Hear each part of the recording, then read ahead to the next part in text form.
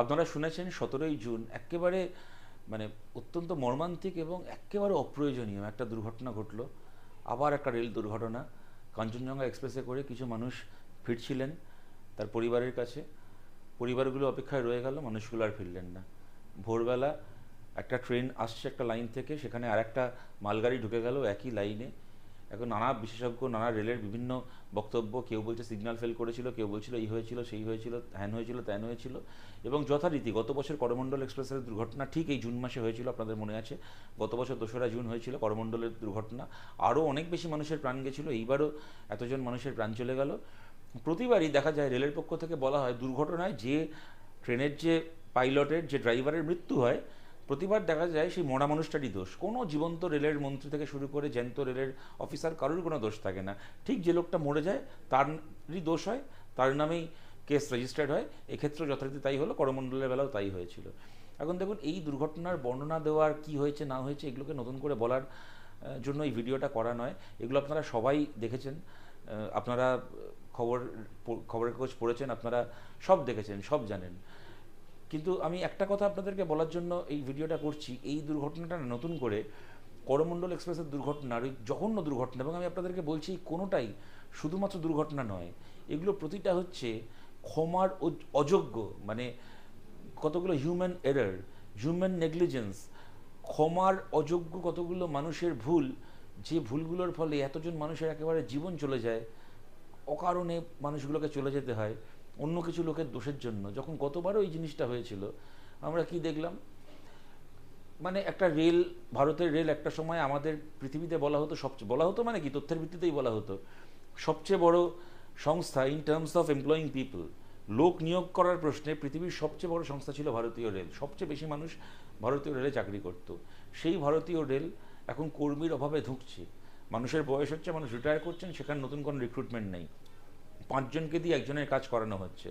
আমরা জানি একটা চোখে ঘুম থাকলে সাইকেল চালানো যায় না, চোখে ঘুম থাকলে স্কুটার চালানো যায় না।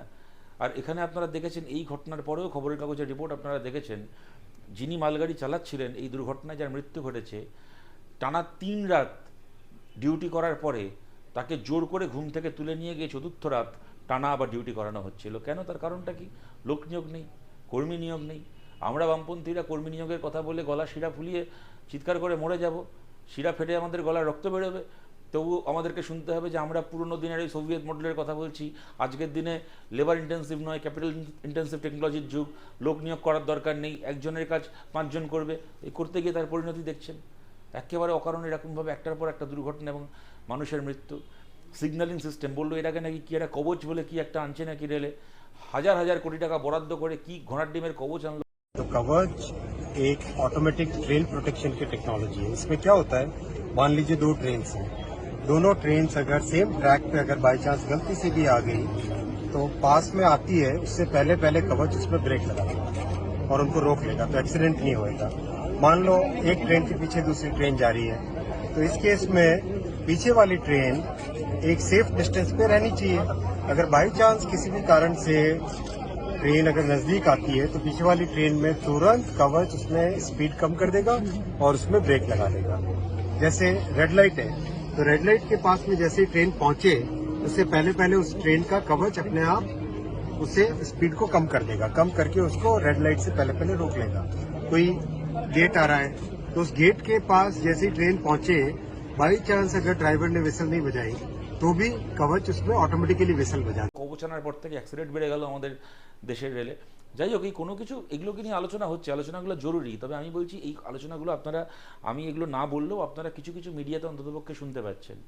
যে কথাটা আমি বলার জন্য এই ভিডিওটা করছি, আপনাদের মনে থাকবে আগের বছর যখন করমণ্ডল এক্সপ্রেসের দুর্ঘটনাটা ঘটেছিল, এবং খুব ন্যায্যভাবেই রেল দপ্তরের রেলমন্ত্রীর ভূমিকা, প্রধানমন্ত্রীর ভূমিকা নিয়ে প্রশ্ন উঠছিল যে কেন ভারতীয় রেলে লোক নিয়োগ হচ্ছে না, সিকিউরিটি স্টাফ, রেলের চেয়ে মানে নিরাপত্তা যে বিভিন্ন ডিপার্টমেন্ট আছে রেলের, সেখানে একটার পর একটা জায়গা খালি, একেবারে ভগবানের ভরসায় রেল চলছে, গোয়াজি লাইকের মতো করে রেল চলছে, যখন তখন যা তা ঘটনা ঘটে যেতে পারে এবং ঘটছেও।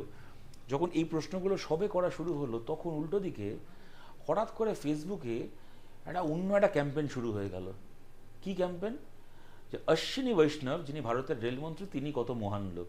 কেন মহান লোক? তিনি নাকি আইআইটিয়ান, আইআইটি পাশ করে রাজনীতিতে এসে তিনি আমাদের উদ্ধার করে দিয়েছেন।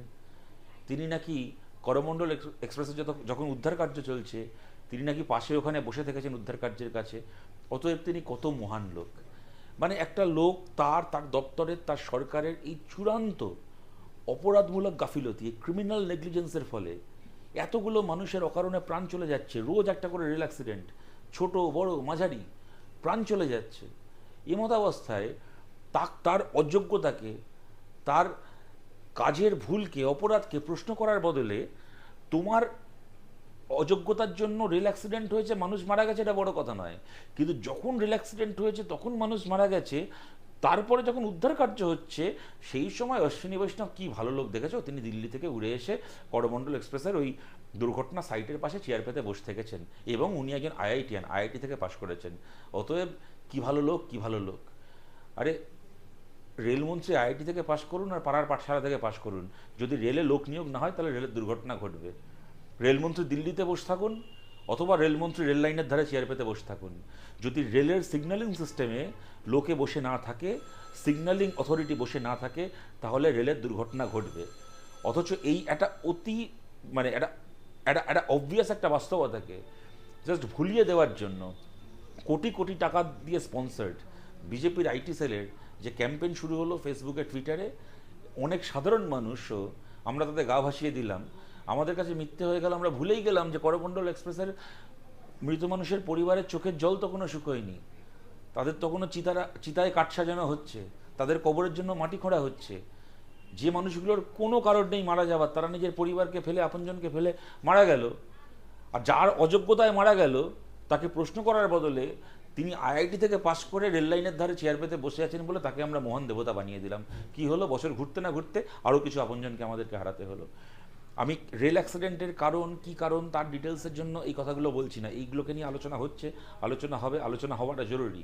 কিন্তু আমি খালি এই একটা ঘটনাকে কেন্দ্র করে এই কথাগুলো আপনাদের কাছে এই কারণে বলছি যে কীরকমভাবে হাজার হাজার কোটি টাকা দিয়ে স্পন্সার্ড সোশ্যাল মিডিয়ায়, যেগুলোকে দেখলে আমরা পোস্ট মনে করছি, ভাইরাল পোস্ট মনে করছি, এগুলো কোনোটাই অর্গানিক নয়, কোনোটাই স্বাভাবিকভাবে হচ্ছে না, এগুলো সবই অর্গানাইজড সোশ্যাল মিডিয়া ইঞ্জিনিয়ারিং করে কীরকমভাবে খালি সুস্থির সময় নয়, একটা ক্রাইসিসের সময়, একটা দুর্ঘটনার সময়ও আমাদের মূল ফোকাসকে নড়িয়ে দিয়ে অপরাধীদেরকে আড়াল করে তাদেরকে আরেকবার অপরাধ করার প্রশ্রয় দেওয়া হয়। এবং যখন সেই আরেকবার অপরাধ হয় তখন আবার আগেরবার যখন হয়তো কিছু মানুষের মৃত্যুর খবর আমরা খবরের কাগজে পড়েছিলাম, যারা এবছর হয়তো তাদের মধ্যেই কারোর পরিবারের সাক্ষাৎ একজন মানুষ চলে গেল, এইবারের দুর্ঘটনা এটাই হয়। আজকের যে দুর্ঘটনা আমি কাগজে পড়ছি, কালকে সেই দুর্ঘটনায় আমার বাড়ির একজন চলে যাবে, হয়তো আমি চলে যাব, এটাই হয়ে থাকে, এটাই স্বাভাবিক।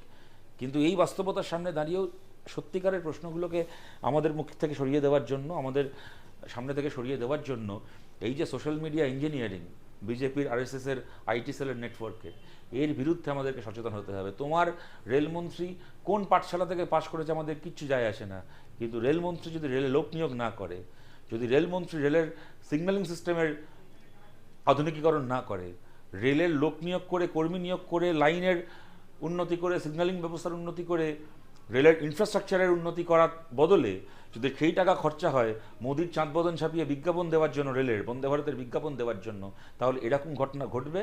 আমাদের আপনজনের লাশ মাটিতে পড়ে থাকবে রেল লাইনের ধারে, রেলে কাটা লাশ পড়ে থাকবে, আর সেই আমাদের আপনজনের লাশের পাশে আইআইটি পাশ করা অশ্বিনী বৈষ্ণব চেয়ার পেতে বসে আমাদেরকে উদ্ধার করে দেবেন।